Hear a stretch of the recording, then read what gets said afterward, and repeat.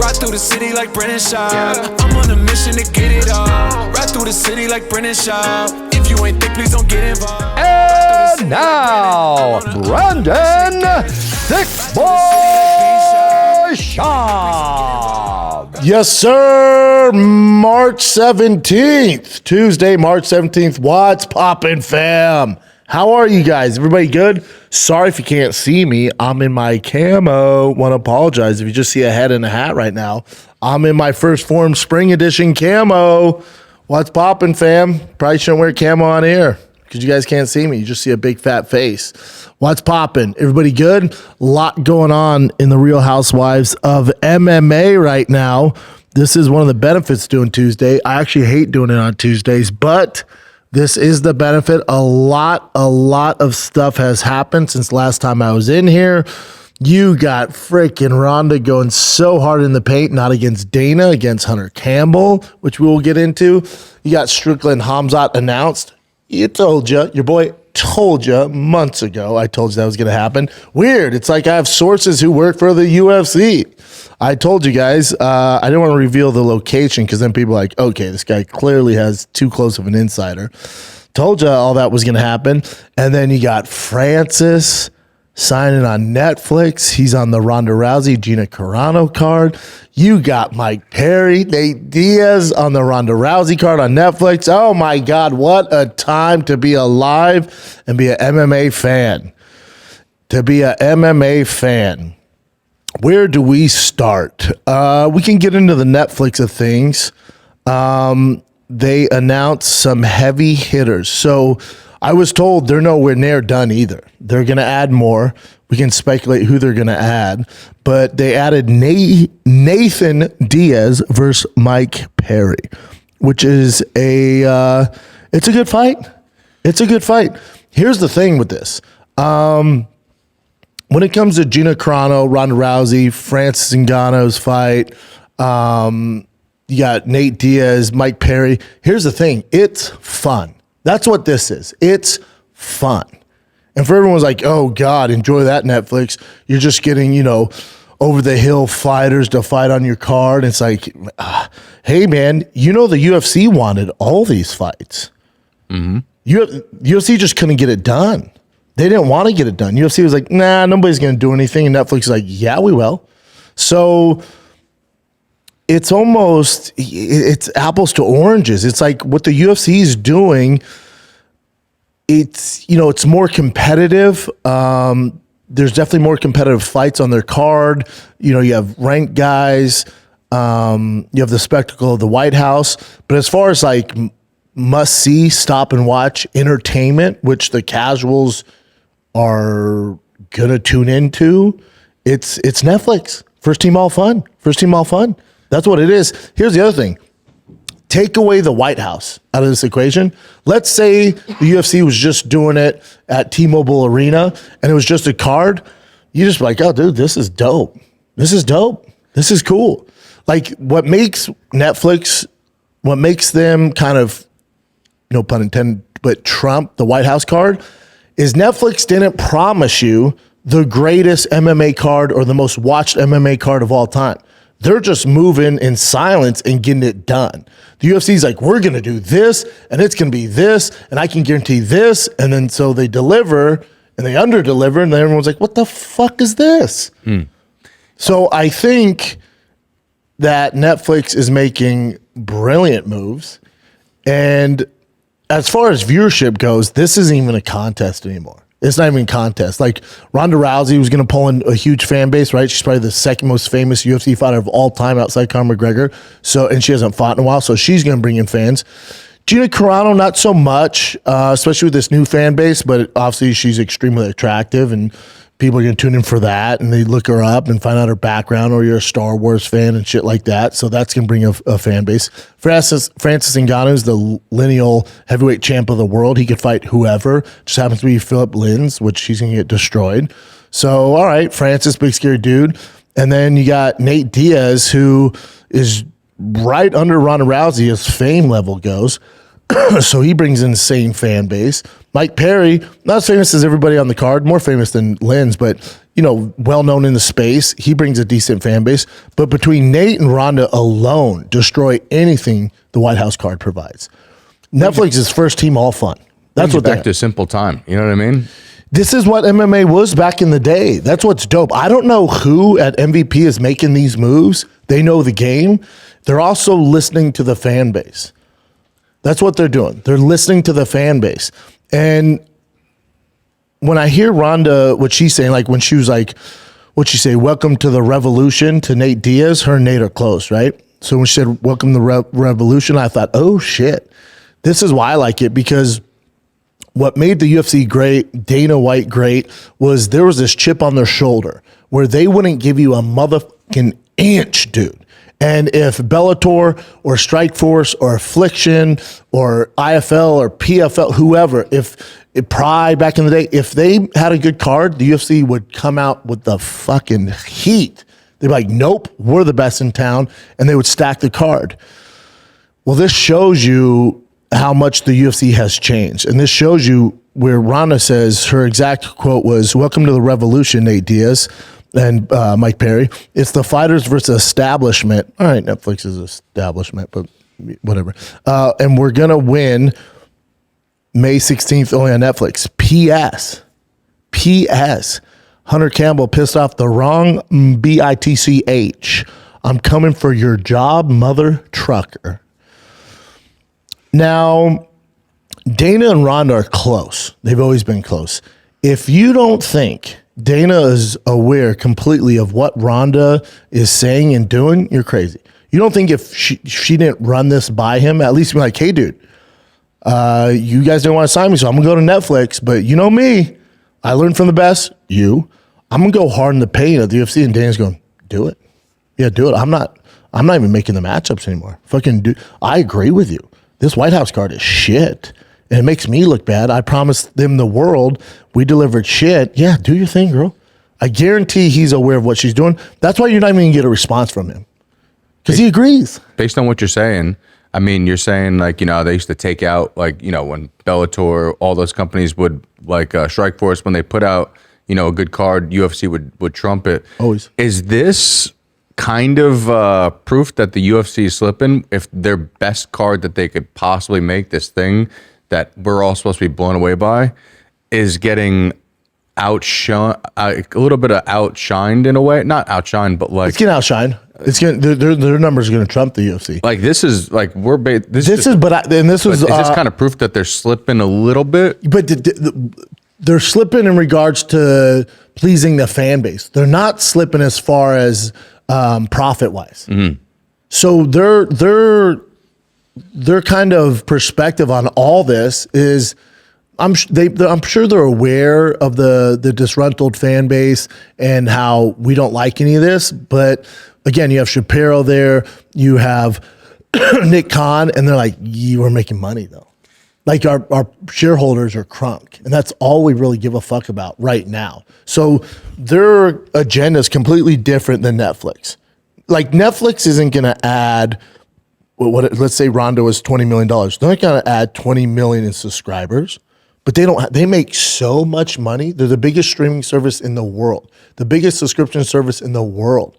They just want eyeballs. So that's what they're doing. So they're doing kind of what the UFC did back in the day, what made them big. That's what they're doing. So for Ronda, she needs an enemy, and she has decided to make Hunter Campbell her enemy. Good luck, buddy. Good fucking luck. And again, what's weird to me is the UFC's like, and the White House can be the most expensive card of all time. If you just listen to the fan base, if you went to the fan base and said, hey, listen, we can throw a card at the White House. It's the White House. It's going to be dope. It's the production. They're going to warm up in the Oval Office, but it won't be the best card because we spent our budget on the location and with the production and the security. It's going to be so expensive. Oh, and also, there's only going to be about 3,000 people there. It's going to be the richest 3,000 people in the world. But it's going for those of you that fight on it, it's not going to be the big dogs. But for those of you that fight on it, it's going to be sick. Mm. Or we can go to the Apex and put on all the we can pay Ronda, we can pay Francis, we can pay Jon, we can pay Poatan, we can fucking pay Mike Perry, Nate Diaz, Conor McGregor. We can do all that, but it's at the Apex. I guarantee you, the fan base go, Apex, please. 100%. No one, like, listen, I'm a patriot. I love the U.S. Anything American, I wear fucking American flags all the time. Families, all veterans. Nobody's more patriotic than me when it comes to this shit. I love it. I don't need the White House in the UFC. I'm good, dude. I would rather have a stacked card at fucking T-Mobile Arena or at the Apex. With I don't give a fuck. Flag in the background or something. Yeah, I don't give a fuck. Neither does the fan base. That's where they're missing. But when you jump in bed with politics, you know, you get with these politicians and you scratch my back, I scratch yours. Hey, we'll throw an event on the White House and now you owe the President of the United States. This is what you get. Again, and it's not for us. This is for them. This is for Mark Zuckerberg to sit there and Elon Musk to sit there and be like, this is fantastic. It's like, that's not your fucking fan base, dude. You're totally missing the mark. And then Shapiro's gonna be like, you know, our profit's up 100%. It's like, okay, dude, you're missing the point. You're missing the point. Yeah, this throwback is actually sick. You know what I mean? Like, you got Ronda Rousey. I'm excited for a Ronda Rousey card. I'm excited for Diaz. We're in war in the Middle East. We're back in the 2010s. Yeah, we are, dude. You know what I mean? Yeah, it's fucking. It's just awesome. Fun. But the other thing is, like, Nate Diaz, Mike Perry's the best matchup on the card so far. They're nowhere near done, by the way. I know for a fact they're adding more. But as of now, if these 3 fights, Mike Perry, Nate Diaz, and that all these fights are 5 rounds.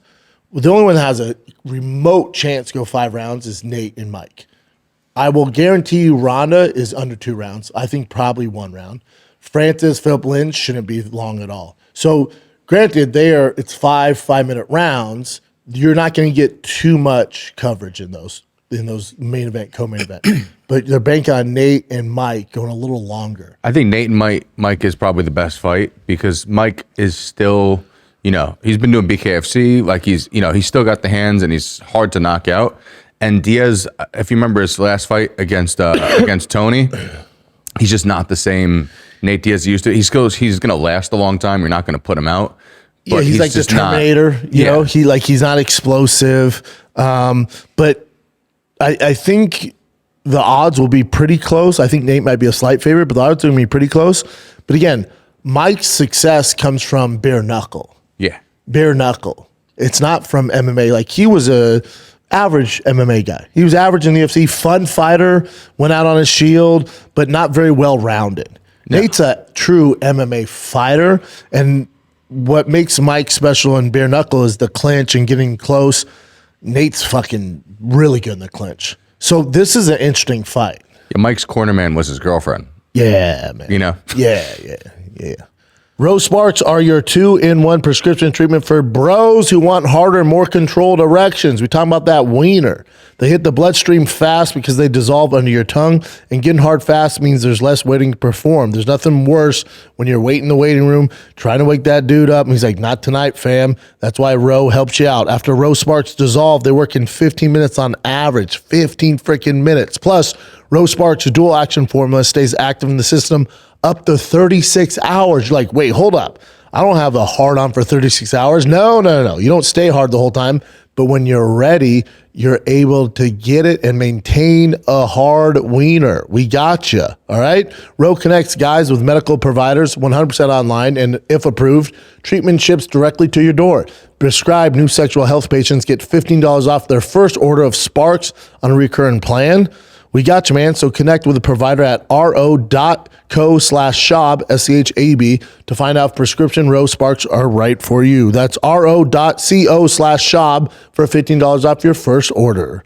Sparks is a compound drug product. Compound drugs are permitted to be prescribed under federal law, but are not FDA approved and do not undergo FDA safety, effectiveness, or manufacturing review. For full safety information, go to ro.co/safety info. Honestly, it's starting to make me wonder if the Paramount deal has made the UFC too comfortable. Yeah, but this is what's great. Like, if you're an MMA fan, you want this. You want Netflix to have success, because all this is doing is poking the bear with the UFC going, come on, man. Come on, man. Now this will be your sheer sign that the UFC is totally checked out and doesn't give a fuck about you. What? If International Fight Week, if they can't get a deal done with Conor McGregor, if they don't announce Conor on that International Fight Week card, you should be very, very worried because they know the backlash they're getting for this bullshit White House card. They know for a fact, especially the hardcores that still work there, and there's a few of them. They know for a fact somebody's going up to Shapiro, going up to Nick Khan, like, buddy, we dropped the ball on Jon, we dropped the ball on Ronda, we dropped the ball on Nate. Like, dude, we got to figure out with Conor. We have to figure out with Conor because if you don't, he's going to jump over to Netflix so motherfucking fast. Because imagine if there's no Netflix, UFC, they're worse than they are now. If Netflix isn't paying these big names, these older big names, the UFC's like, we don't give a, there's no competition, dude. So competition is good. Competition is great right now because it also gives these guys an avenue. Now, granted, you got to be a big name, so it's far and few between, but it gives these guys an avenue to make serious money. And it should worry the UFC. Can you imagine if they go, we're good, man. We're good. We got our billion-something dollars, $1.1 billion a year. We don't need Conor. And then he goes, okay. Because the other thing you got to realize is now you will never, ever, by Nate signing with Netflix, you will never, ever get the Nate Conor trilogy in the UFC. It's never happening. That ship has sailed now. So Nate knew going to this. And the other thing you should be worried about is there's some sort of mental block with the UFC and getting big fights signed because they couldn't get done with Nate, couldn't get done with Jon, couldn't get done with Ronda. There's a huge issue here where coffee's for closers. Ain't nobody getting motherfucking coffee in the UFC right now. Nobody should be touching a goddamn sip of Java. Mm-hmm. None of them. Coffee's for closers. You motherfuckers dropped the ball on Nate, dropped the ball on Ronda, you dropped the ball on Francis, you dropped the ball on Jon Jones, and now they're all motherfucking fighting. And they also might have dropped the ball on the DC Athletic Commission. Yes. So I don't know if you saw what happened with the belt situation, what's going on with the belt situation, because I guess the DC Commission doesn't necessarily agree with the fact that the UFC has their own, that's it right there, right? Yeah, should be it. Yeah, so I guess DC doesn't want to okay the fact that this is an unsanctioned thing. So now there's a chance that those title fights aren't going to even count on their record, and they're not even going to be for a belt. So if you're missing out on all these fights, these are just for funsies fights. This is a huge L.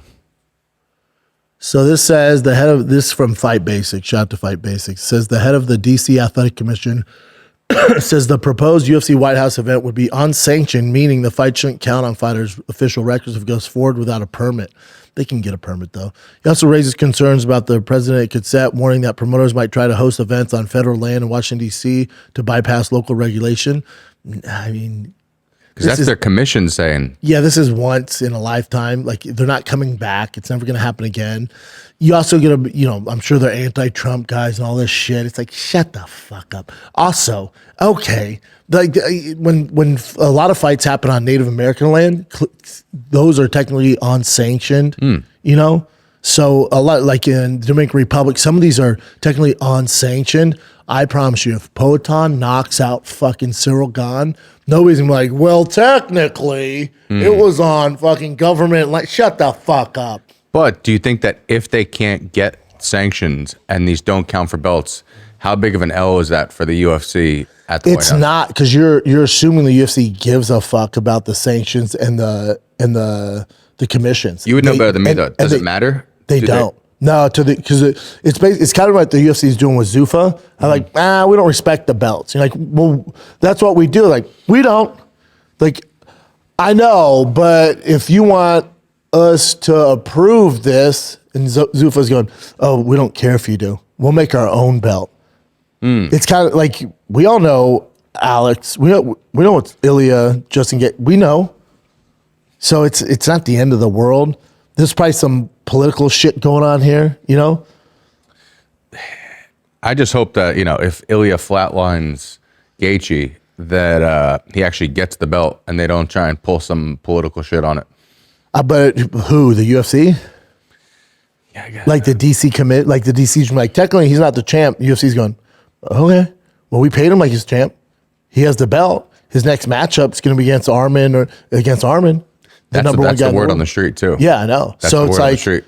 if your organization and your boss is going, oh, don't worry about the DC commission. We're literally never coming back. So whatever they say, don't sweat it. So this is basically a like, non-issue. It's not an issue. Yeah. Now it's a good reason to jump on the dog pile and hate on the UFC and the White House. But in the grand scheme of things, fights that happen on Native American land, Dominican Republic, they fight all over, man. And sometimes the commissions can be a little dicey. Sometimes the UFC, the commission's in their pocket. Like commissions are fucking It's like when you fought in Brazil, was it through their commission down there? I guess. Yeah. It was You fought down super there, right? strange. You fought in Brazil? Yeah. Super strange, dude. Yeah.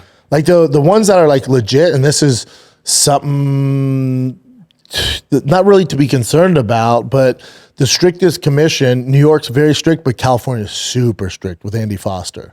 Andy Foster's changed his tune a little bit, but California's super strict. So you got to remember, with Ronda saying she had all this head trauma before, they keep all that, dude. They keep all those records, and they're going to make her go through extensive tests, and they find anything that fights off.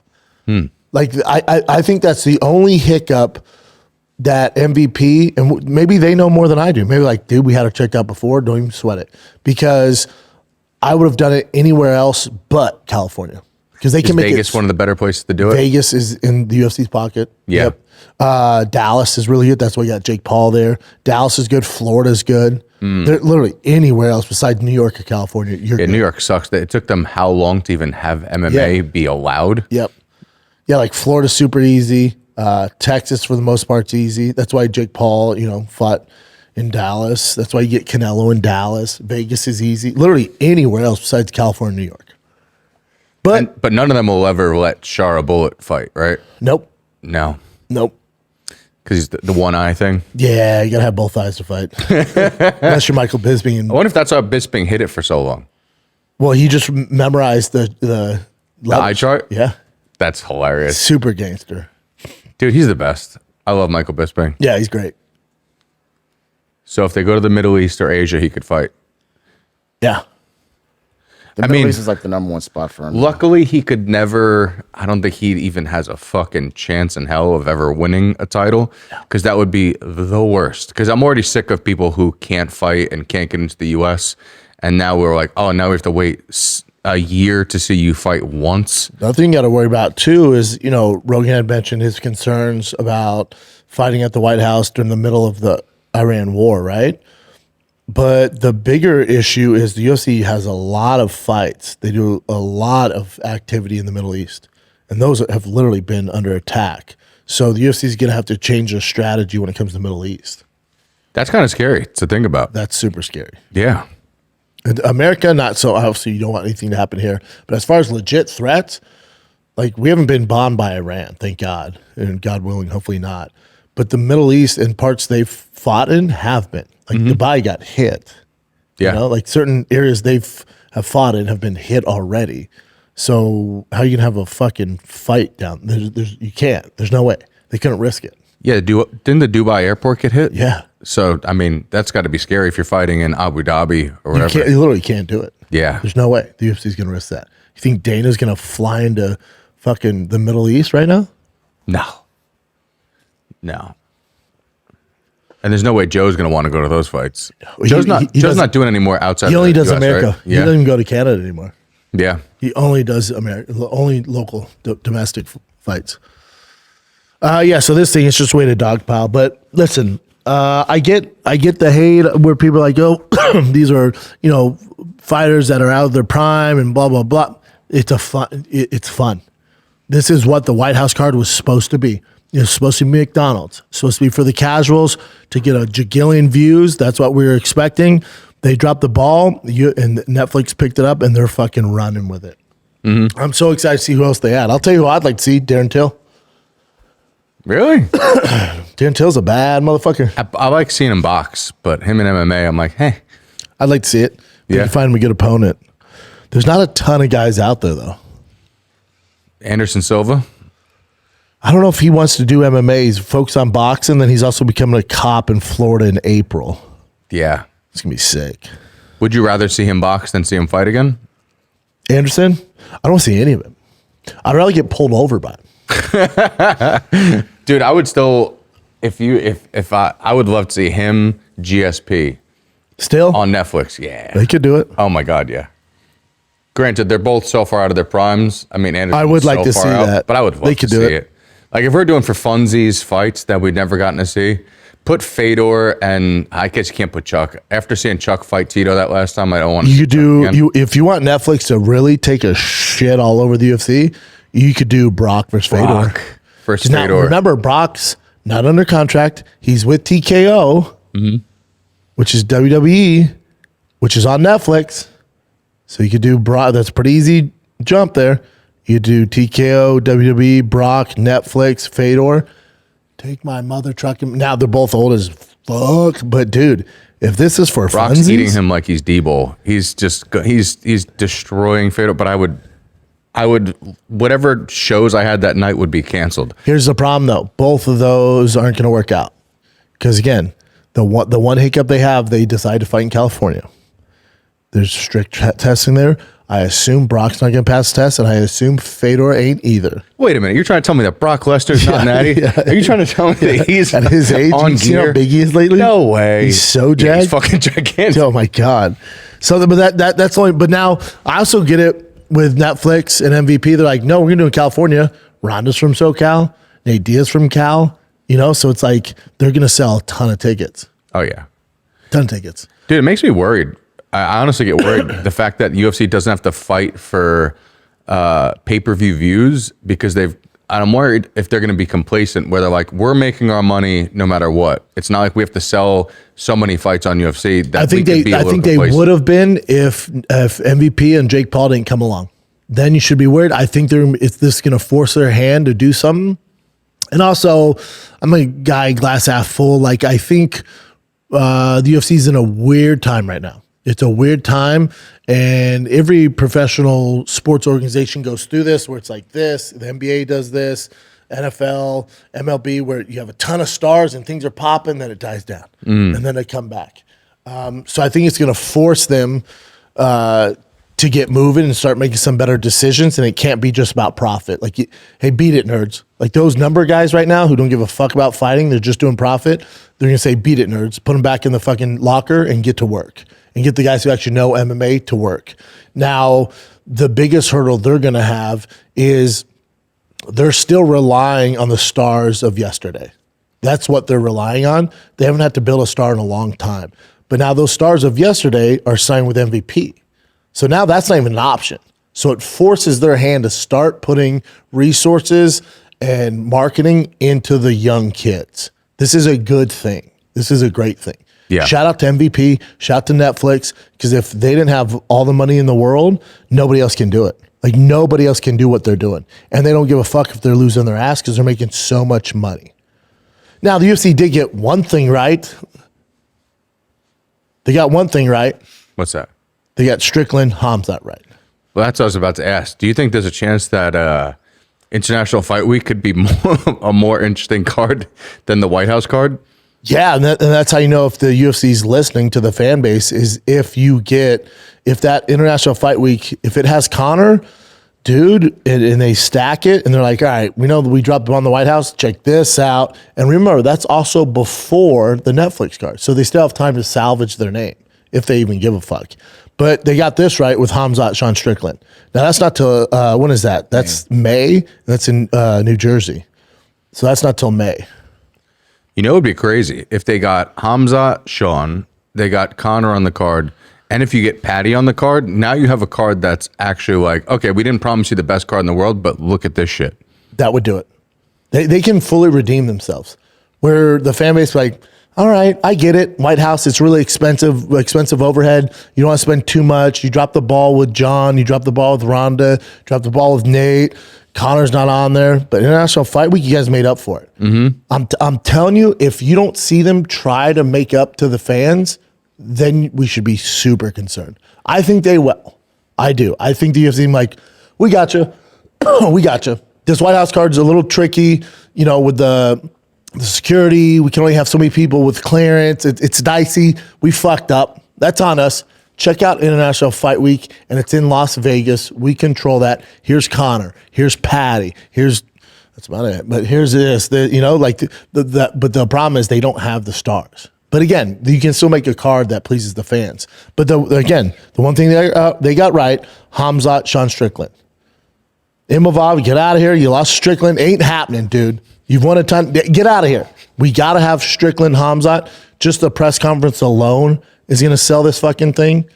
I told you guys they're going to push Sean Strickland. We need more American stars. Sean Strickland's that guy. They couldn't have him on the White House card. Sean Strickland, Khamzat is a fucking fantastic fight. I was going to ask, how do you feel about this fight going? So I have personally seen Khamzat train. And there's been a few guys who I'm like, oh my God, what? Freak of all freaks. Jon Jones, Gustus Finn, Cub Swanson's up there in training. He was a fucking freak. And Khamzat's number one. I went, oh my God, what the fuck? What the fuck? I'm talking, I'll tell you names after this. Dude, like wrestling, grappling, mollywhopping, all Americans, world champ, mollywhopping. Talking about Khamzat, right? Mollywhopping. Well, he's hired basically. He pretty much put a bounty on his own head at his fight camp, where it's $10,000 if you could submit him, and he is running through people now. And they're saying they're bringing in the best of the best. Not even just UFC. I bet you they probably brought Sajalayev in, and that you're bringing like Olympic level wrestlers. You're bringing probably the best of the best jiu-jitsu guys. And people are struggling with him, which is like, that's a scary Khamzat to be going in there. He's a freak. Mm-hmm. He's an absolute freak. One of the scariest I've ever seen. He's so fucking good. He's so good. There couldn't be, now, I'll say there couldn't be a worse matchup stylistically for him than Sean Strickland. I want to throw my hat at you. Right? I want to throw my hat at you. Now, listen, I think people's initial response to this fight is, oh, Strickland's going to get fucking owned. Yeah. Let me ask you this. What happens? So just play this game with me. Let's do it. Let's compare Sean Strickland to DDP. Okay. So who has better cardio? Strickland. Not even close, right? Not even close, probably. As far as takedown defense, who do you think has better takedown defense?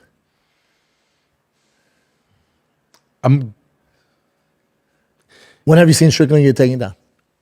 That's true. That is true. But Great takedown defense. I think we're talking a different beast right now. No, I'm not. We'll get to Khamzat. I'm just saying, like when you compare DDP to Sean Strickland, you're like, all right, Sean has better takedown defense. His cardio is better. But DDP has like plot armor in fights. You know what I mean? Like DDP's a big brute. Yeah. Probably not the most skilled guy. Not the most technical guy. Strickland's the opposite of that.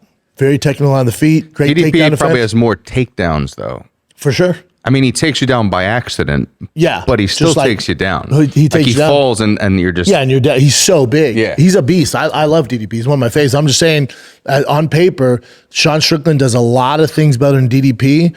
And then the answer to this fight, Sean Strickland's going to get taken down. I can guarantee you that. There's nobody on the UFC roster from heavyweight to fucking flyweight that can stop Khamzat's takedown. Trust me on this. Especially since Armin's probably one of the best wrestlers in the UFC, and he got swallowed by no homo. Yeah. But swallowed. No Diddy.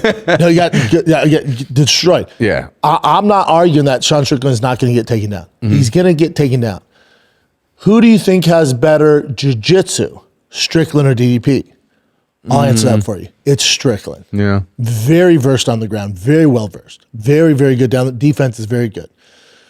Khamzat's not exactly, when you get taken down, he's not inflicting damage. Like against DDP, right? It's just more about control position. I think he's going to be a little more aggressive against Sean Strickland, but Sean Strickland's defense is better, so I'm going to negate those. So I don't think Khamzat's going to take him down like he did Kevin Holland and fucking Darce choke him. That's not going to happen here. So this way I see it. Khamzat's going to be up 3-0 going to that fourth and fifth. And then Strickland's going to start coming.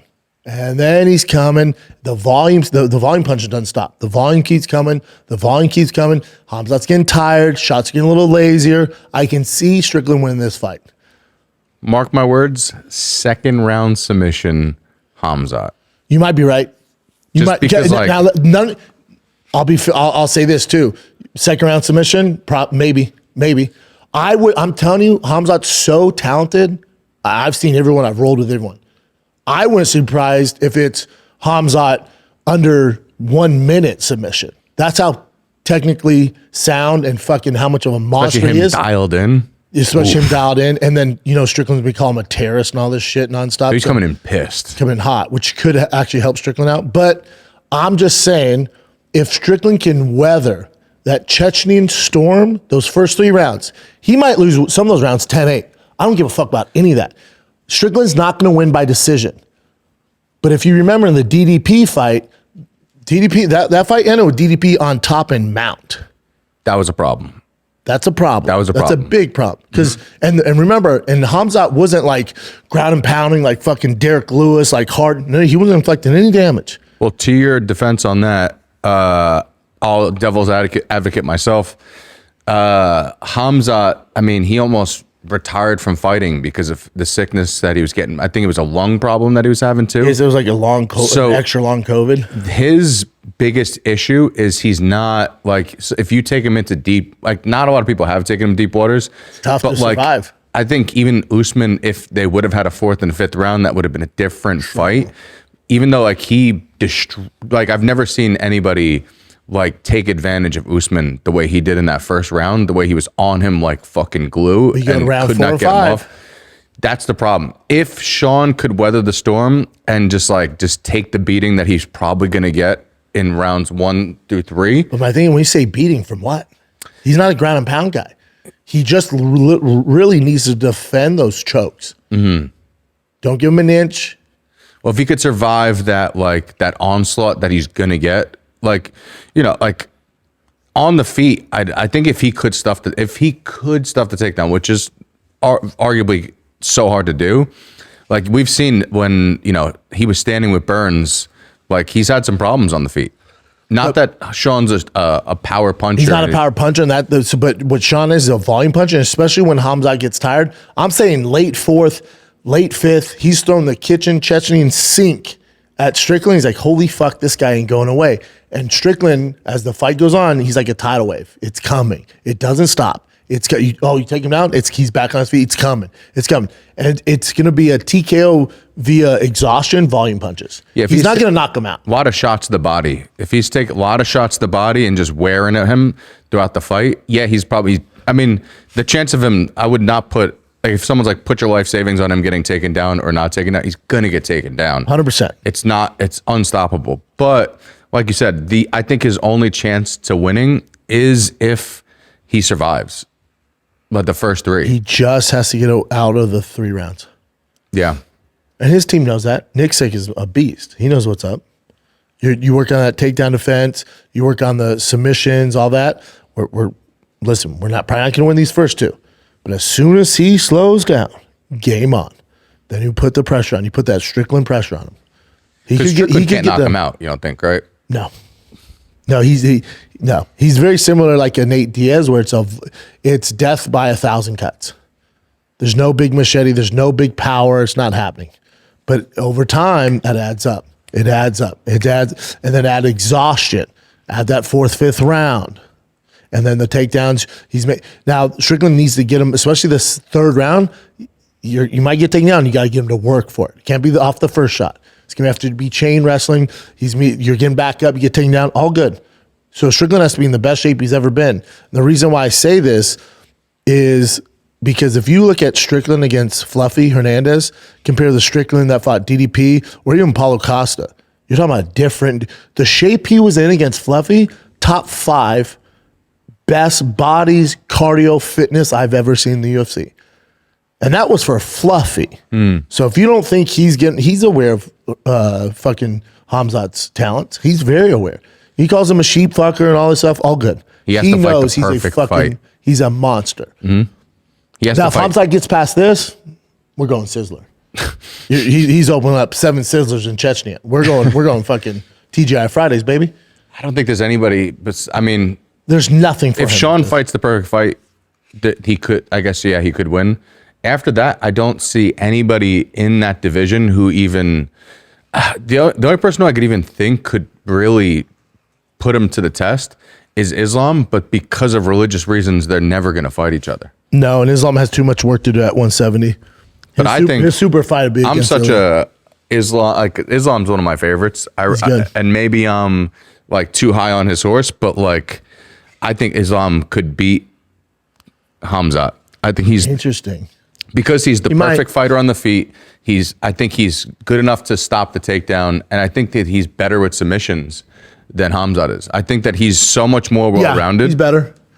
It's I just don't know if he's big size. enough. That's what size. I wonder if he's big enough. And he has cardio. Mm-hmm. Hamzat's chink in his armor is that 4th and 5th round. Really the 5th. Let's take a little break here because this episode of the Schaub Show is brought to you by Progressive Insurance. Do you ever find yourself playing the budgeting game, shifting a little money here, a little money there, hoping it all works out? Well, with the Name Your Price tool from Progressive, you can be a better budgeter and potentially lower your insurance bill too.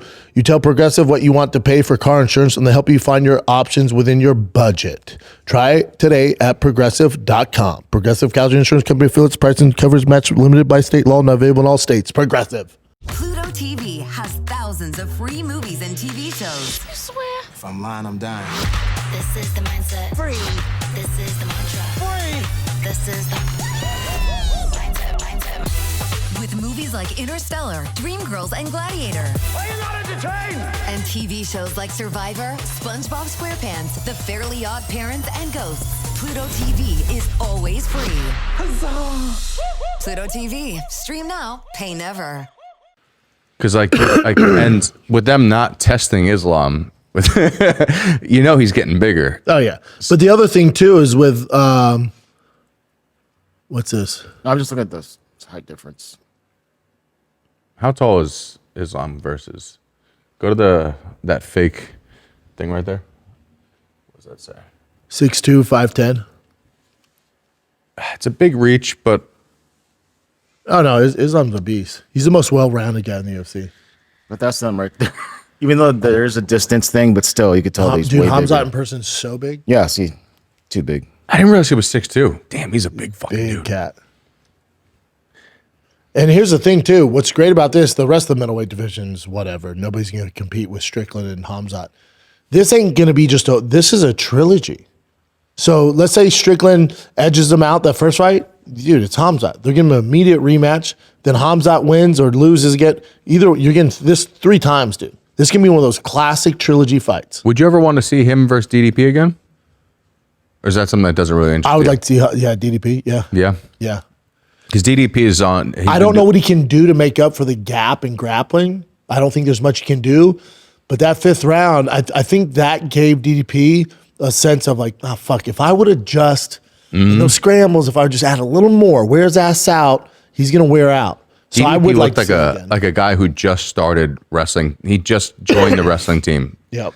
He was not sprawling. Like, He wasn't doing anything right. Yeah. He wasn't doing anything. And on the ground, he wasn't doing anything right. I just see Hamzat. Now, I like those odds. +2. Now, again, I'm not putting any money on this fight, but if I were going to, I would put money on Strickland just because at +290, that's a decent dog. He can do it. He can for sure do it. It's a big if, but he could do it. This fight's fucking great. This fight's better than anything on the White House, anything on Netflix. This For a fight's glass great. half full guy, I like your optimism on this one. This fight's great. I do like your optimism. Yeah, this fight's great. I love this fucking fight. Oh, am I excited for this fight? Fucking yeah, I am. Fuck. Oh my god, This is a real motherfucking I'm fight, excited dude. for the press conference. Do you know? Could you imagine how crazy these press conferences are going to be? You're gonna have If security you thought like a motherfucker. Jon Jones and Daniel Cormier got crazy with each other in press conference, could you Dude, imagine? if you thought Conor and Khabib went over the line, This is- already Strickland's like, look at the terrorist goat fucker. Everyone's like, whoa, whoa, dude. It's gonna go. And he's just starting to cook. I can't wait for these press conferences. I can't. It's Great. going to be insane. Paramount's gonna be like, what the fuck did dude, we got Landman on our network. Mark my words. You know how Paramount keeps on doing that goofy thing where they make them hang out before the fight and walk onto that stage? Can't do it. Can't do There's it. no chance you have Stop those that two shit. guys. Stop No that chance. shit. Yeah. You What's want to hear this? this real quick? This is Dana White talking about them. Fight that people have been waiting for a long time. Strickland looked incredible in his last performance, and how much security do you think we're going to need? Quite a lot, Dana. You need to hire some extra people. The main event is the fight that. Yeah, so the extra security makes sense. Hell yeah. There's no way they're going to let them face off on that goofy. But again, they're suits. They don't know the fight game. It's like WWE. They'll be fine. It's like, no, they won't. No, this is real, dumbass. They're not going to be fine. No. You have got to separate them. Otherwise, they're not even going to make it to the octagon. You can't let Hamzat hang out backstage. You saw him with Ian Machado Gary. He's like a pit bull, dude. We can't have it. No. When you put them face to face, it's going to be a problem. I can't wait. What else you got, Chin? Yeah, but if they are face to face, the biggest thing is just like, what if something happens and one gets injured from a stupid thing and the fight's off? But even if like Hamza and them boys, they don't really play by the rules. So that's what I'm saying. He headbutts them, or it's just some stupid. That'd be the shittiest thing to happen. What Armin does. You're like, can you guys please chill out? Do you have to be so aggressive all the time? There's zero chill. With Zero those guys. chill. Yeah, thoughts on this?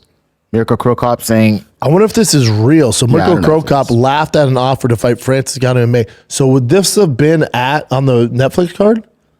I don't know if it would have been the same Netflix card. I'm sure it would. Where else would they fight? I don't know.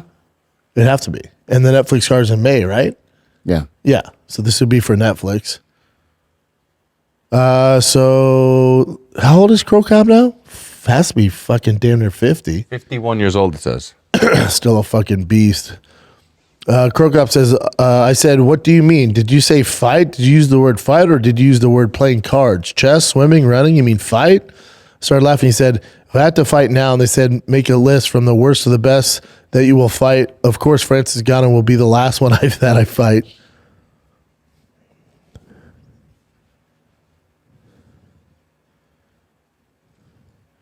Oh, so he didn't even entertain it. They should have called me 3 months before, but who would pay $20 million? Who would spend that money when he kills me? Yeah, that wouldn't be cool. That doesn't make sense. Wouldn't be cool. Yeah, thoughts on this? Armin Sarukian and Dylan Dennis grappling. Fucking Armin just stays on it, doesn't he? Yeah, Armin versus Dylan Dennis. Ooh. That's an interesting grappling match. So everyone thinks What's it on? RF. No, isn't that Brazilian program? Yeah, because RAF is just wrestling. it's just wrestling. Yeah. So there's no like Dylan Dennis would never do just. Oh, wrestling. I'm assuming this is the It same. says Armin and Dylan already scheduled to complete it or to compete at RF. So they're not talking about the. Well, Dylan's Brazilian. getting fucking dog walked in straight wrestling. It's not even going to be close. No, that's not his thing. He's a jiu-jitsu guy. Yeah, he's not. Was he going to pull guard in a wrestling match? But I would love to see them in a straight grappling match, though. In Sao Paulo. But it says, yeah. That's a confusing title. So it is a grappling match. Yeah, they would never. I'm not paying to watch them wrestle. I'm assuming it's going to be the same rule set as the one that Armin just won. Yeah. Yeah. With that, I like this damn title. in straight wrestling, Armin dog walks him, but I don't know how you feel about them just grappling. How does that go? Armin probably dog walks him. Even with submissions? Really? Armin's such a beast, dude. It depends if he plays the game too, right? If he does the Schaub shutdown and doesn't play the game and just What's the Schaub wrestles shutdown? them. When I went against, I get hate for it all the time. Cyborg. When I went against Cyborg, You guys did jits? Metamorph. I was the first UFC athlete to do Metamorph. Really? Yeah, it was like the Olympics for fucking jiu-jitsu at the time. Yeah, me versus Cyborg. He's number 1 in the world. And you just, what was he? He was It pulling went guard? to a draw. He kept trying to pull guard or like sit to half guard. I'd just slap him. And then I went in his guard like multiple times to shut him down because I Yeah. wouldn't play the game. Yeah. So that just, It just negates what they want to do. so it's basically like, I'm not doing jiu-jitsu today? I'm not playing your game. Yeah. Yeah. Like you're the one that needs to submit me. This is your thing. That is the funny thing about jiu-jitsu. You can just choose not to do it. That's why it's the worst discipline to have in mixed martial arts. Mm-hmm. No, I'm not going to do that. I'm like, no, I'm not going to go into your guard. I'm going to stand on my feet and punch you in the mouth. That's why I love Derek Lewis when he goes, I'm just not. Why don't you just stand up? Yeah. He's kind of walking. He's like a toddler.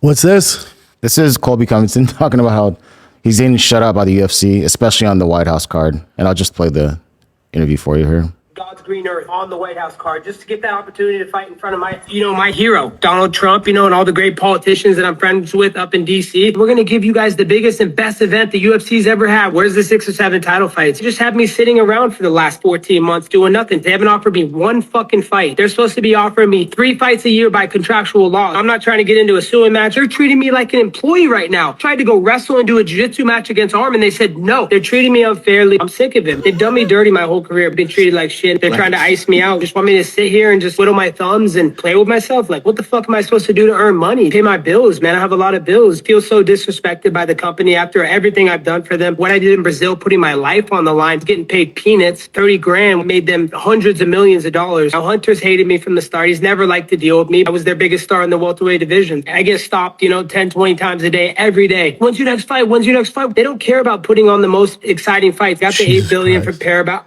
Said I'd fight anybody on God's green earth on the White House card. I think it's a picture, yeah. How did this guy not get He on the basically White is the White House card as a person. Yes. Yeah. If the White House card was a guy, it's Colby Covington. Colby Covington. Yeah. Can you imagine having this shtick for the last 7 years and you hear the White House card like, shoo-in. Yep. And then UFC's like, about that. And not giving him fights, too, according to what he's saying. I bet you they do Colby versus Conor International Fight Week. You think so? Something like that. I think Conor wrecks him. That's what they want. That's what they want. Colby's just, I don't mean to be a dick. He's a bad style when you get older. Like there's certain guys that have styles where when they get older, it translates, especially the heavier weights, where they can lose a step. The footwork can go a little bit out the door. There's certain things, but there's still a problem. When you're Colby and you get older with your skill set, it's gonna be tough to win. He's like the wrestling version of Sean Strickland. Like he can't finish you. He's doing his thing on a technical level, but it's boring. Yeah, it's not good, and that's probably why the UFC hasn't fought him, which in that long is weird. He just, I don't know. See this comment, Conor McGregor's beard here says, never thought we'd see a day where this many fighters come out against the UFC. That's because Dana isn't the head honcho anymore. That's why. We've all felt this way forever. But you go against the big dog and you're going to get fucked. Now we know he's kind of taking a seat to the back of the plane. This is why you're seeing so many people come out the woodwork. They've always felt this way. Always. They're just not scared to say it anymore. Yeah. And then obviously I wasn't scared to say it because I had a podcast and other means to make money. So I was allowed to, I just did my thing. A lot of you guys can't say anything. Everyone feels like this. Yeah. I'm except for Sugar Sean. He's one of the people, if he would have been on the White House card, I would have been like, oh, you got to be fucking kidding me. You know? Who, Colby? Yeah. If you gun to the head out of anybody, I'd figure Colby's on it for sure.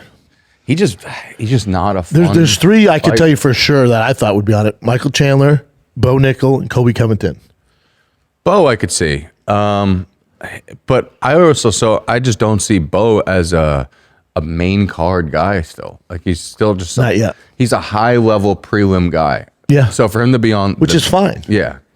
Which is where he should be, but for him you know how Netflix is still filling out that card? How? Well, I'm just saying, you know how they still got filled out with some more fights? Mm-hmm. What if they sign Gable Stevenson? They can't though, right? Why? He's not under contract. I guess you're right. Oh yeah, he's not under contract, right? Ooh. They say he's in a development deal with the UFC, whatever the fuck that means. I think that's suicide for his own career though. Because what is he going to do? That one big fight and then now he has no UFC career because Dana's like, fuck this guy. Is he? Dana's not really making those decisions anymore. Yeah. I just think it would be, he'd probably make more money in that one fight than he would way more in his whole UFC career. But because what if they announce Francis Gable Stevenson? Francis is going to kill Gable. and I don't want to see Maybe Gable go out. Like Gable that. can wrestle his ass off. He can, but It'd be a lot. It'd be a lot for. You saw that head kick he took by that random goon But Francis in his ain't last throwing any fight. head kicks. I'm calling him random goon. I don't know much about the dude's background, but like the dude was not Francis Ngannou. You know, I think one windmill punch from Francis. Yeah, problem. Oh, Problem. Yeah, so it says here as of March 2026, he's not in a formal development deal with UFC. No. So he's good. It'd be hilarious if Netflix went after him. it'd be crazy. It'd be funny. It'd be crazy. This is the one that's going to be on RF. Dylan Dennis versus Colby Covington. Oh, it is freestyle wrestling. For this, though, got confused. Oh, so they're with two Armin. separate fights. Okay. So it's actually an RAF. But this is with Colby. The other one was Armin in that Saudi Arabia grappling match. They're in talks. But then, see, this is what. Hold on.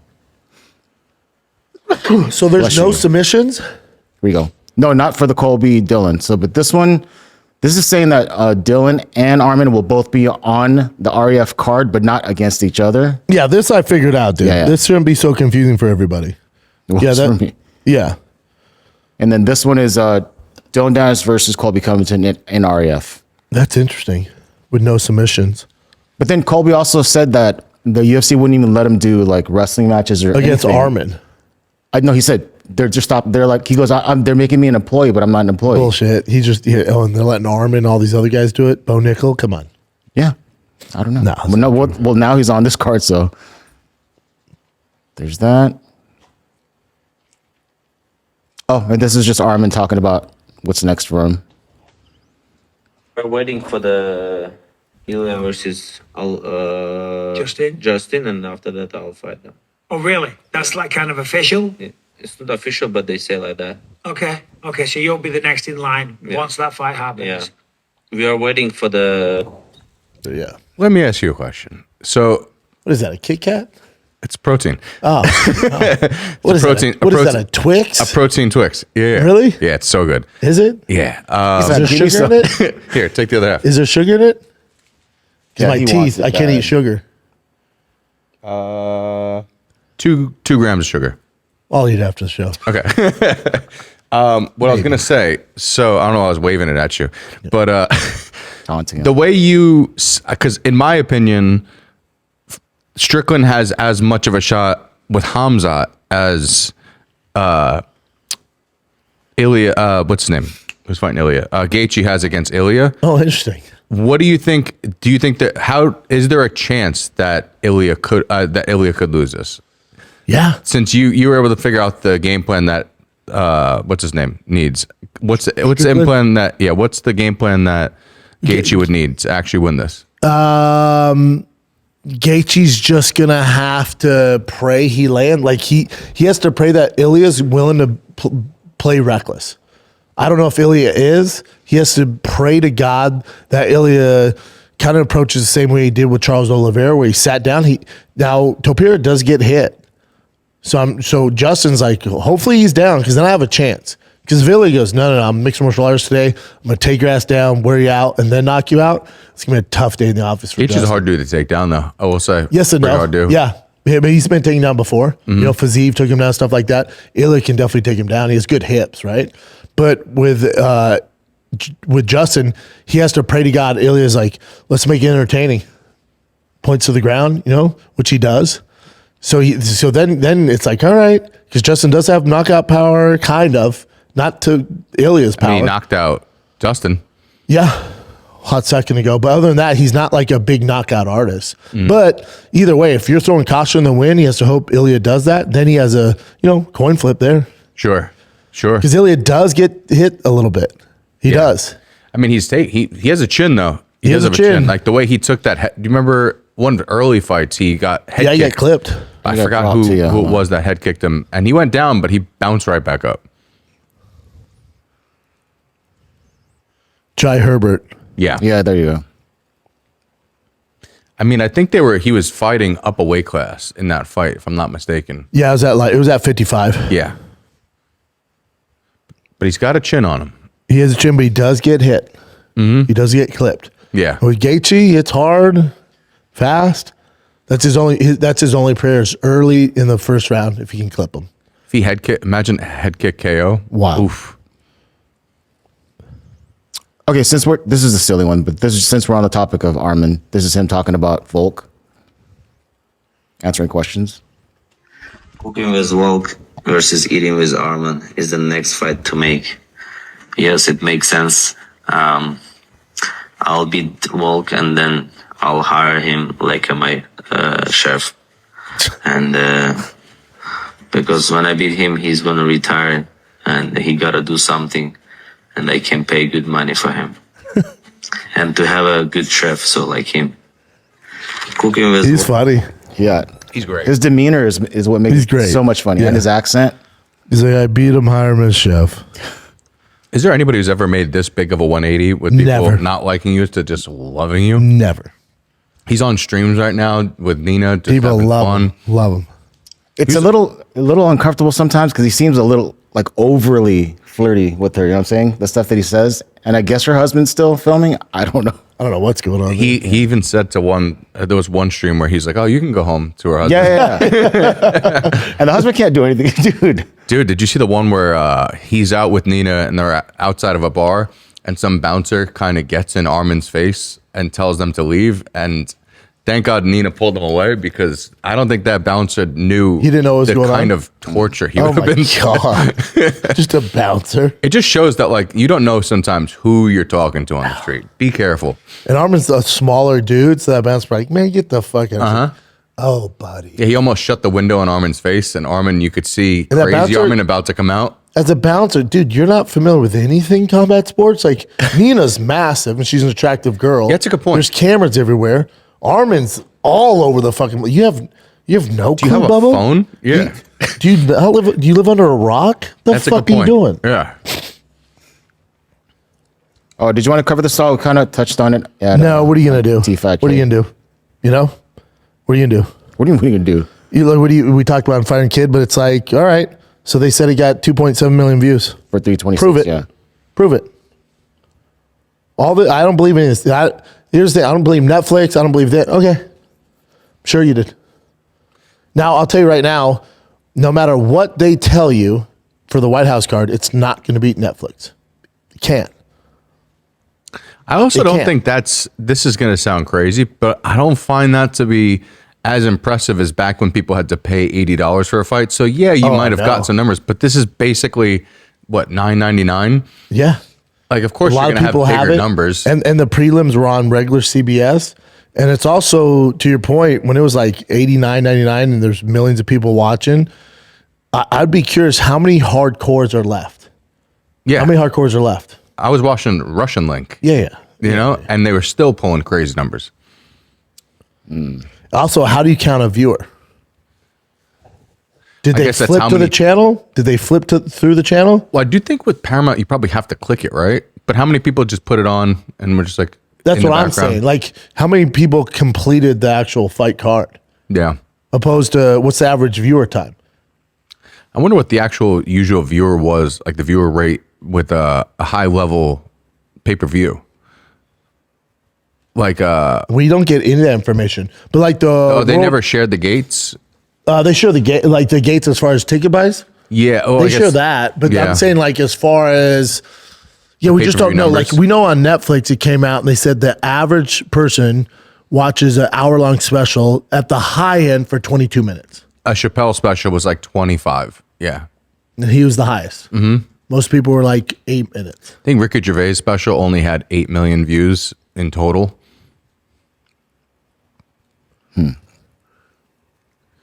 Wow. They never put that out, huh? No, nor would they. They show the broadcast Interesting. time, which is like not the same thing. But like, I did not know they didn't put But if the you pay-per-view go numbers to out. go to if you go to how many people watch the World Baseball Classic, the U.S. team, I mean those you're talking about numbies there. And the fight in the championships tonight against Venezuela. I can't wait for my boy Judge to just go to town. We need him to do something. He's been having good defense. Dude, I love Aaron Judge. Me too. Recent tournaments have drawn 10 millions. Mexico 5 million. Wait, do you see the championship tonight? How much in Japan? 100 million to watch Shohei Ohtani. Wow. Dude, I didn't realize he could pitch like that. When he was like, I knew he could pitch, but hitting 100, I didn't realize he was hitting 100 as a pitcher. The best pitcher in the league. I mean, he's no Babe Ruth, but could you imagine you put Shohei Ohtani back in the Babe Ruth days? Oh my God. What the fuck is this shit? Babe Ruth is just hitting off white guys. Yeah, at That's some 7 junk from a fucking Dominican Republican. What else you got, Chin? Dominican Republican. That's a Dominican who's very conservative. Yeah, it's a far right Dominican Republican. Dude, that's fucking hilarious. Let's take a little break here. Listen, this isn't your typical read because my boy Kerry Saavedra, he owns this diesel shop. And I love diesel. So I took my Hummer there because I was having a leak. I had certain issues. He helped me with my Jeep. And I went to a shop. And I look around. I'm like, man, this place is pretty sick. Like, what the fuck is this guy doing? And the more I talk to him, he just looks like your regular blue-collar dude, normal diesel mechanic.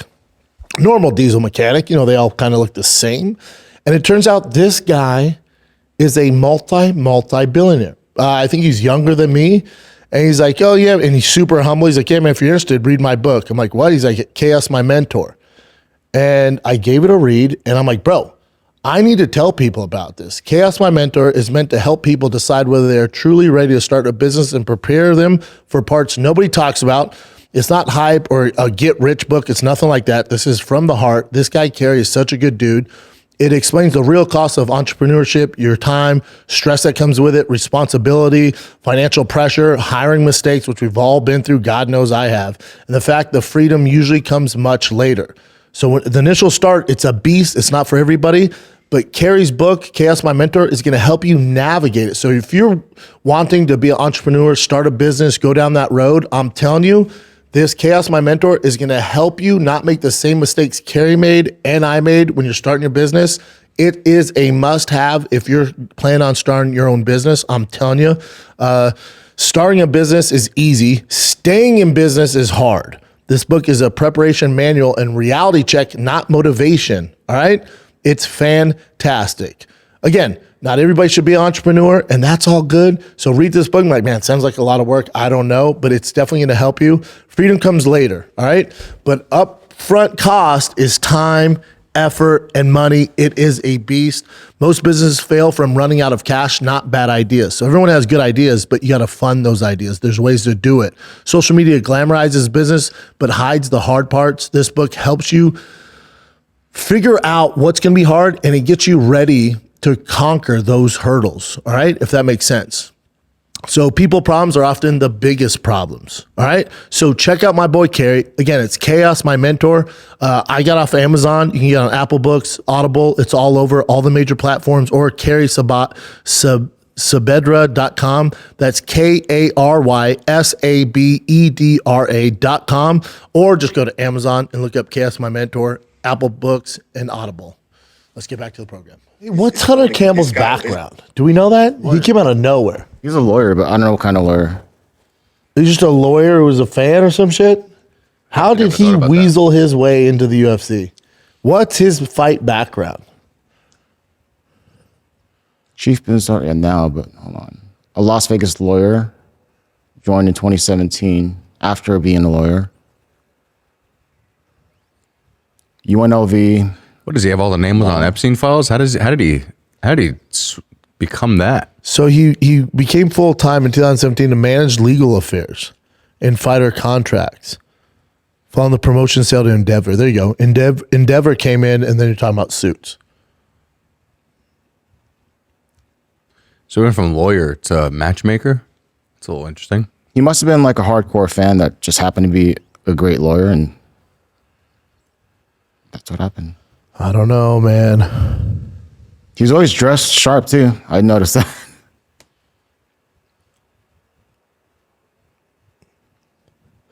Oh, he's Dana White's personal attorney. I wonder if when Dana's going through all his like lawsuits and stuff, he's like, hey man, you know what'd be a great fight?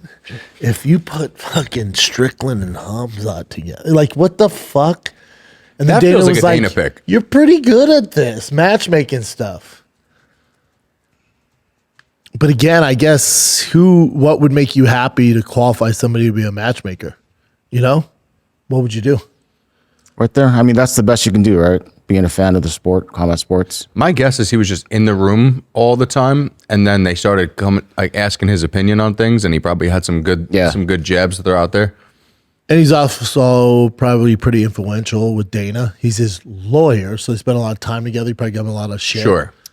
And he's raised in Las Vegas. That's like the fighting capital of the world. He must have been like a hardcore sports fan or a combat sports fan, and then became a lawyer. We're giving him a lot of benefit of the doubt here, but I think he was just a smart lawyer.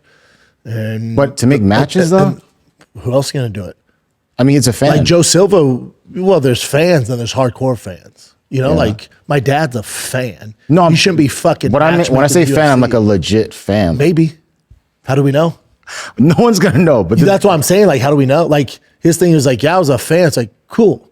My brother's a fan. No, but even what Nick says, it's like they probably said like, hey, what do you think of this match? And then they're like, shit, this guy's really good at matchmaking. I don't know. How do you even apply to that job? You know who'd be great? He's already inside, so he can. But you know what I'm saying? Like how, like, because Joe Silva was like, yeah, remember Joe Silva was like on the Sheer Dog forums, knew the in and outs. Like MMA Guru would be a better matchmaker. I was literally about to say MMA Guru would be a better matchmaker than Hunter Campbell. If you're talking about a hardcore fan, he breaks down the prelims. I don't do that shit. You're talking about he knows everybody. You think Hunter Campbell does? No, but he's a. But he's besties with Dana. He's the best with contracts, I'm sure. So because he's a lawyer. Yeah. I love to see a card where if you put you, Ariel Helwani, and MMA Guru in a room to come up with cards. But buddy, if they let me, Ariel, MMA Guru, and Luke Thomas do the matchmaking, it would be the UFC best, would be on fire. The best. Would be crushing it. Okie dokie. This was pretty awesome too. Trump actually endorsed Jake Paul. Jokingly, he said he's going to run for office one day. He fucking might. What taught me is courage. You know, we never back down from a fight, even if they're much bigger than you, much bigger than you. And all of our voices matter in America. And I'm never afraid to speak the truth. And I know you guys aren't. We are here representing the United States. Why is no one cheering? It's just a blessing. Thank you. Because they're going, what the fuck is happening right now? Well, because they're all boomers. They're like, why does this kid have a baggy suit on? Everyone here has to do their part. With his sweaty And God's pits. got us. Trump's got us. God bless. Love you, Kentucky. Hey, if you have hypohidrosis under your pits, don't wear a tan suit. He's a guy and a talented guy. He's a hell of a fighter, too, by the way. And I just want to say, I'm going to make a prediction that you will be, in the not-too-distant future, running for political office. And you have my complete and total endorsement. He's the best. Dog, I love the people in the background just looking down like, what the fuck They're like, is what happening the fuck right is now? happening? He has a tattoo on his head. I also don't want a president that got knocked out by a British guy. No. I love Jake, but come on, man. Politics is crazy. They're all Everything that's happening in the last 10 years has been insanely crazy. I don't put it by anybody. Dude, Jake, remember we would joke around like the beginning Big Brown breakdown days. We would, what the fuck? He wants to fight. Oh, shut up. Boom. I had a segment for you, by the way. I want to try this. Do you ever watch those videos where it's like you have $15 to make like the perfect girlfriend?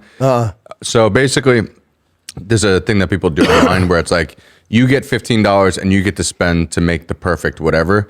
I would love to give. So basically, the one I came up with is $15. You get to create the perfect UFC fighter. Okay. And there's different rounds. There's striking, wrestling, submissions, and durability / chin. So is there five categories? Yeah, so the first round would be like there's a top pick, which is $5, and a bottom pick, which is $1. Okay. And you have to try and budget to make the perfect fighter. I'm down for that. You're down? Yeah.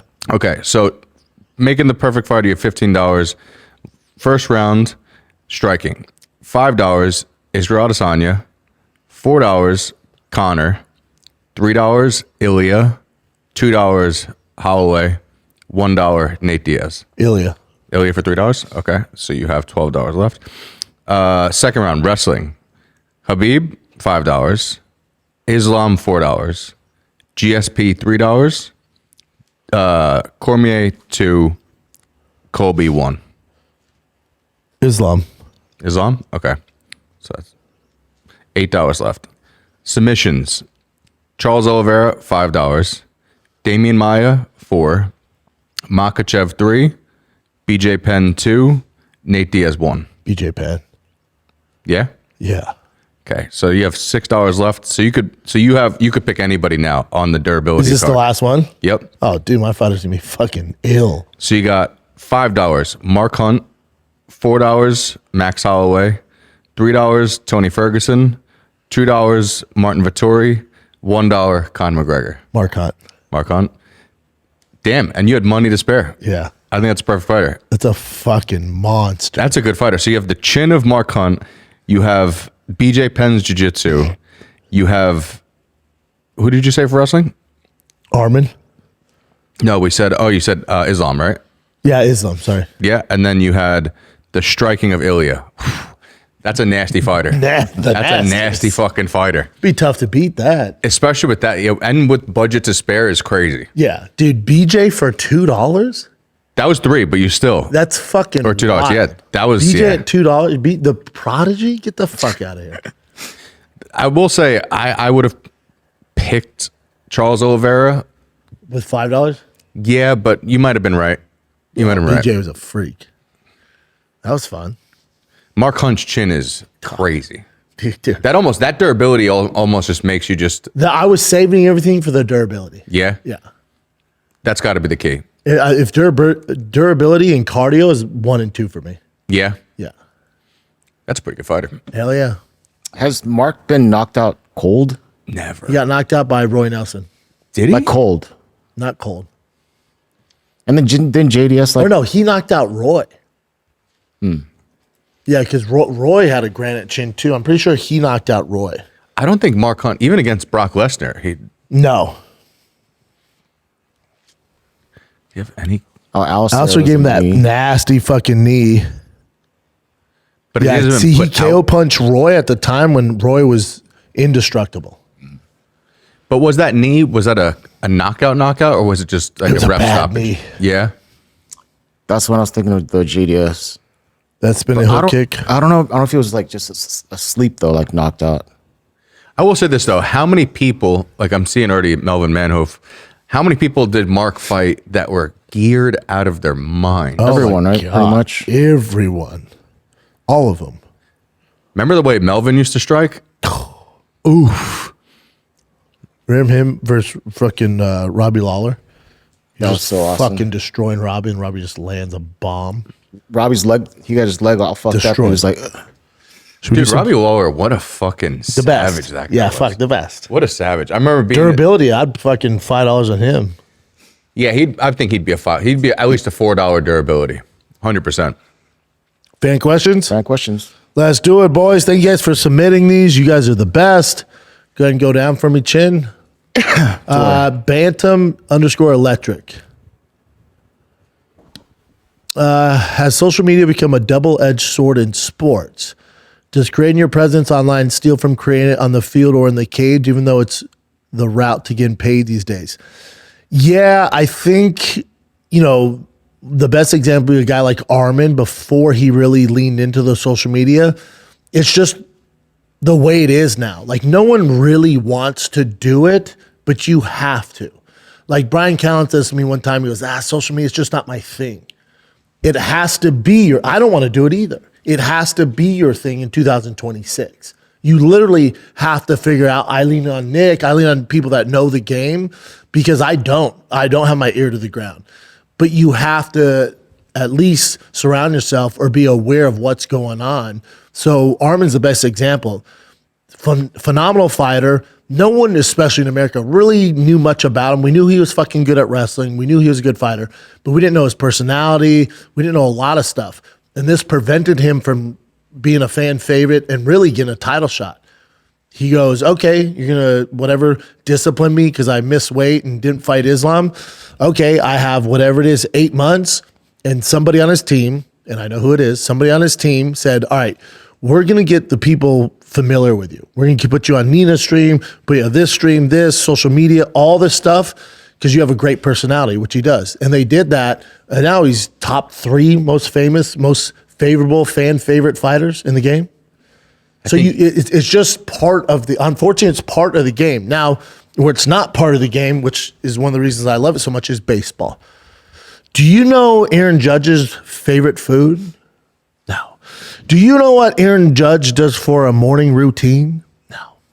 Do you know what, Freddie Freeman eats for lunch? I'm a Yankee fan, I don't know. Yeah, I know, right? Like, baseball is one of the last sports, and that's why I love it, because it's true to its roots, where they're not flashy. It's not about them. It's about the team. They do sacrificial pop flies, just get a run in. It's just the best because it's pure.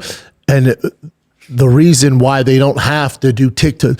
Do you see Max Muncy doing TikTok dances?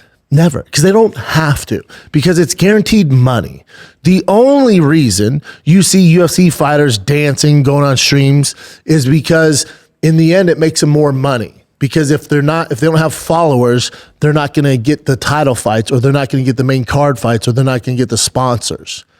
So the other thing too in baseball is like Ohtani has a big deal with New Balance, Aaron Judge is with Jordan, but they don't need any of it. In the top 10 most paid MLB players, Ohtani makes like damn near $1 billion a year off endorsements because Japan pays him all the money. He basically owns all of Japan. Aaron Judge is number 2. I think at $12 million a year. Ohtani's a damn near a billionaire off endorsements a year. The number 2 guy's at 10. So take Ohtani out of it.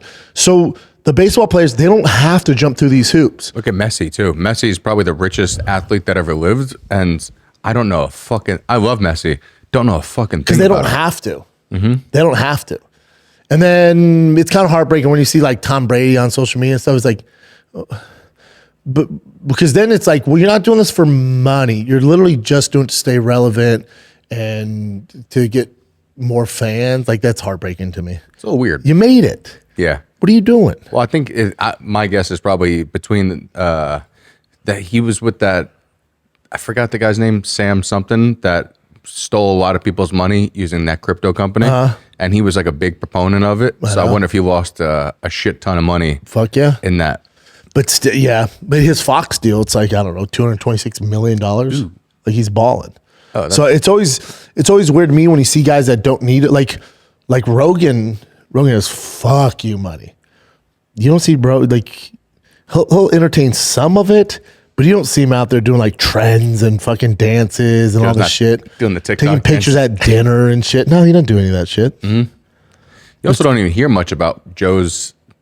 Sometimes he chimes in on his opinion on things, but most of the time he's just like interviewing other people. It's not like it's about him ever. No, never. You don't see him pictures of his kids. But he doesn't give up that world. Mm-hmm. Because he doesn't have to. He says, fuck you, money. What else you got, Jen? Mm-hmm. Don Brasco.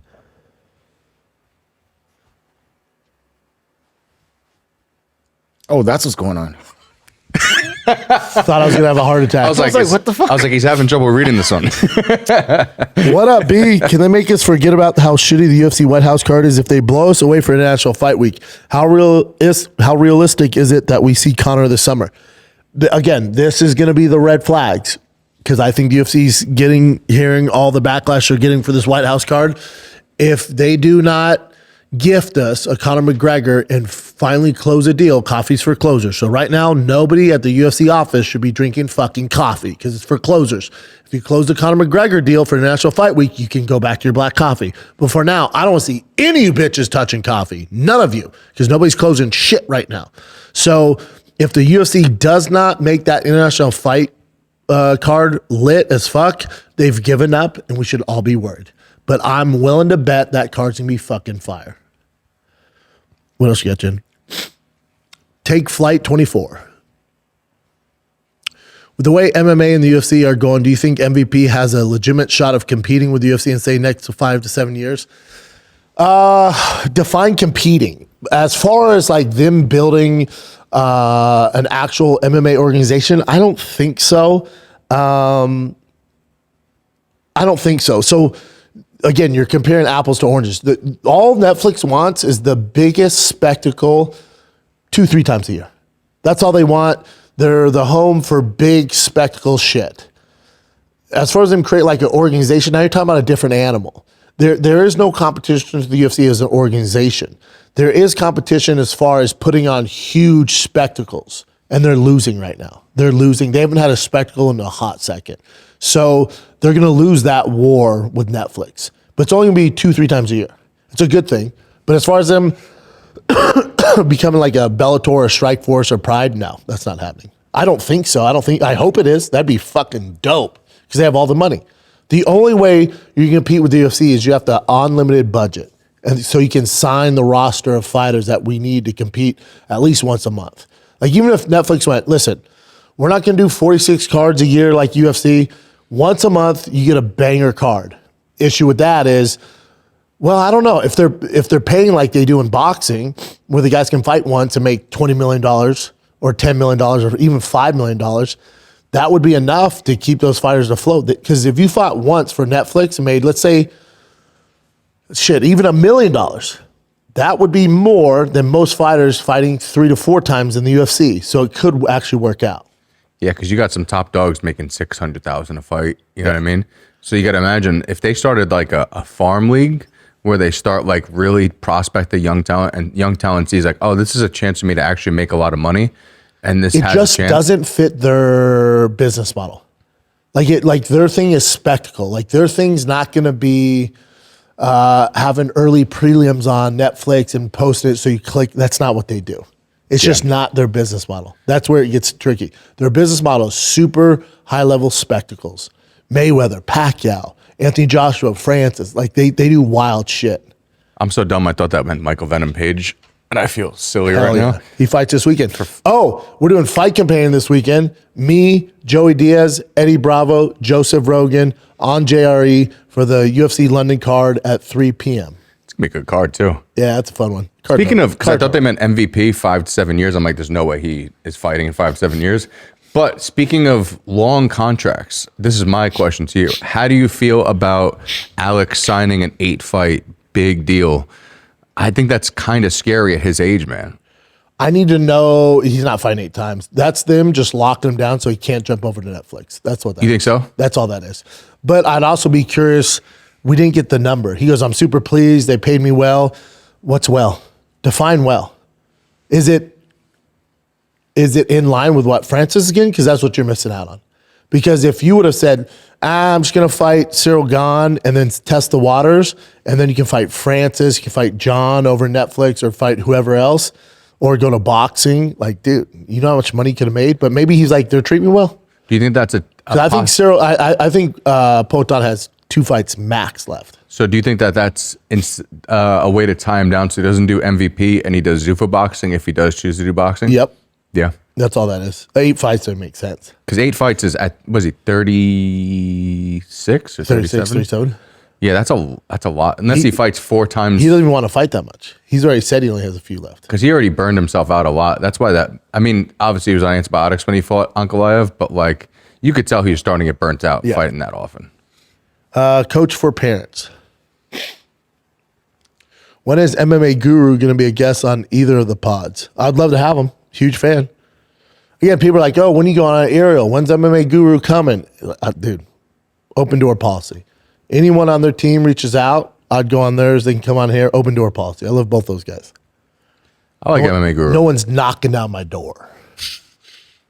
MMA Guru, I do like him a lot. Yeah. I do.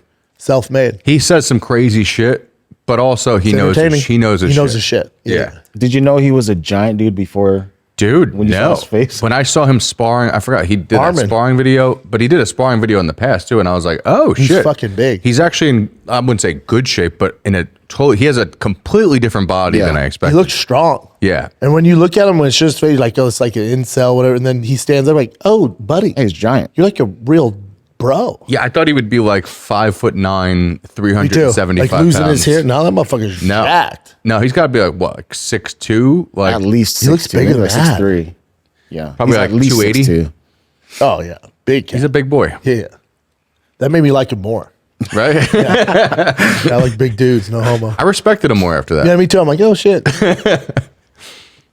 M God Haney 95. Do you know what happened with Nate Diaz and Masvidal versus the promotion that owes the money when they had the boxing match? I sure do.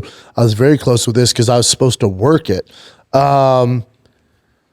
Triller did that and never paid them. Never paid them because they were supposed to pay up front. They didn't. They're supposed to pay a portion up front. They didn't. And they're like, well, let's just get through the fight. And then the fight didn't sell well at all. In person, they had to give away a ton of tickets. Online, it didn't sell well, and it ate shit, and they didn't have the money to pay him, so they just didn't pay him. There's a whole legal thing going on right now. What? We got fucked. He didn't get paid? Him or Masvidal didn't get paid. Oof. Next one. Yep. Oops. Food and the Fighter. Oh, I know this guy. He came to I think he's from Arizona. He came out to the shows. This guy's cool as shit. Oh, sick. I heard there was a $100 million deal for the White House card. It was Ilya, John, Gable Stevenson. The UFC didn't want Gable. That was the reason John backed out for the White House card. Any truth to this? Absolutely zero. Listen, John and Gable are boys. They're training partners. If you think a narcissist like John would pass up however multi-million dollars it is to fight at the White House that he's been kind of campaigning for another human being, you don't know Jon Jones. There's no way John was like, if Gable's not on this, I don't want your $50 million. That never happened. Fun story, and this is the first I've heard of it, but no. Also, John has to take some accountability here. They offered him 30, they offered him 15. He said no. So it's like, it's tough. Yeah. We keep saying how UFC's not closers, but they fucking tried. That guy makes good health food, by the way, in Arizona. Does he? Yeah. Alanize_Mateo. Do you believe new stars will appear to carry the UFC in the next 2 to 3 years, or do you believe when the Fox stars are gone, the UFC will slowly die like boxing? No, and that's a worry. I think with what MVP's doing, it's poking the bear, and the UFC's they're probably having a meeting as we speak, going, all right, I get it. It's all about the profit, shareholders, all that shit. Shapiro, we appreciate you. What are we going to do? Where are our stars at? Let's start focusing on this. They know what's going on. They're ringing the bells right now. Going, all right, guys, time to get our shit together. That's what's going to happen. And it's just like, the NBA goes through this, the MLB goes through this, NFL goes through this, where your favorite stars are going away and like, oh my God, who's next? Trust me, someone's going to come. I have the next star. I know who I think the next star is. Kevin Vacheios. He's the Argentinian fighter that knocked out knocked out Josh Emmett? Knocked out Josh Emmett. And Ilya couldn't knock out Josh, but somehow this dude did. This dude's a young star, 18-1 right now. He's a monster. And I could see that guy being the next guy. We got to get him on TikTok. Yeah. We got to increase. We got to get him on some of those streamers and all that shit. We just need to up his profile. He's from Argentina. He's a fucking monster. Yeah. Yeah, you like that guy, yeah? Mm-hmm. Joe Keefe _ Can Strickland fight smart, fend off the submission, lure Hamzat into standing, striking, and win the belt back? I think there's a chance he can. There's definitely a chance he can win. As far as fending off the submissions and lure Hamzat into standing and striking, first 3 rounds, no. The only way he's going to lure Hamzat, lure's a bad word. He's going to force Hamzat to stand with him. He's going to force him through exhaustion, through not being submitted. That's his best chance. Can I ask you a question on that? So I think, because I know you think that there's a chance of him winning. If you had to put it like, if you're betting out of 10 times they fight, how many times do you think Strickland, how many times would you feel confident that Strickland could win it? 5. 5? So it's a 50-50? 50-50. Really? Okay. I think it's Hamzat's toughest matchup. See, I would have went Hamzat 8. Interesting. Yeah. But I see what you're saying, though, because obviously Hamzat doesn't have that wind. The cardio is a big thing for me. Lewis A. Berthenthy. Can Eddie Hearn change the way contracts are written up for fighters in the future if he manages to secure enough big names under his management? Yes, I think, again, and say what you want about MVP, say what you want about Eddie Hearn and all this stuff, but what Eddie Hearn is going to do, what he brings to the table is something no one's ever had, where Eddie Hearn doesn't need Dana's approval, doesn't need Dana's money, and he's going to shine light on the way the negotiation works with the UFC. If I know this, the UFC lawyer, Shapiro, fucking Hunter Campbell, who's a lawyer, they're going to be aware of, all right, hey, be careful what you text Eddie Hearn. Be careful what you initially offer him because he's going to go to the media with it. So he's, for the first time, going to put the UFC on their toes where they better come correct. Because if you try fucking over, it's almost guaranteed Aspinall can't get fucked over now. Because now your management has a mouthpiece. Eddie Hearn's not scared of them, and he's going to ring the bells and force your hand. So this is a good thing. Could he become the next, I always forget how to say his last name, Ali Abdelaziz? Ali, yeah. Well, no, because Ali's in the UFC's pocket. So this is more of just like a rogue guy. This is what you need. Okay. Self-made, meaning he's not from the MMA world. He has as much as a voice as Dana does. He doesn't have to play the game. That's what you need as management. It drove me nuts when Endeavor CAA took over the UFC, when WME took over the UFC, and fighters were signed before and continue to be signed under agents at WME. So how do you think this works out? If your agent is under the WME branch, WME owns the UFC, and somebody comes to your agent with a movie offer for $10 million to play a role in whatever movie, and that same firm, the same WME, owns the UFC, they're going to look at their schedule and go, we want him to fight in July. Don't even present it to him. Nah, don't even give him the option. You know what I'm saying? So it's not good. It's not good when it's all in. You want somebody who has no interest in the UFC's well-being. And that's Eddie Hearn. Yeah. Eddie Hearn doesn't give a flying fuck. And Tom's been fucked over and mistreated so bad as a champion. So it was the smartest move he could make. Eddie Hearn's great for UFC fighters. I like it. I can't wait to see it play out. Can't wait. Can't wait. Is that it, Chin? That's it. All right, guys. We'll get UFC London. We'll get into it on Thursday. We got Mosarv Ivolov versus Lerone Murphy is going down. MVP's on there. We'll get into the card on Thursday's show. Thank you guys for watching. There is a fight companion, Eddie Bravo, the great Eddie Bravo, who called all this Epstein shit. You got Eddie Bravo. You got Joey Diaz, Joseph Rogan, myself on JRE live at 3 p.m. Central Time. Joey Diaz. It's all going down. Fight companion on JRE. All right, kids. That's it. Hopefully you enjoyed the show. Love doing it. Thank you for this fan questions. I'll post fan questions again on Wednesday. Keep on sending them. Love you guys. Till next time, I'm out.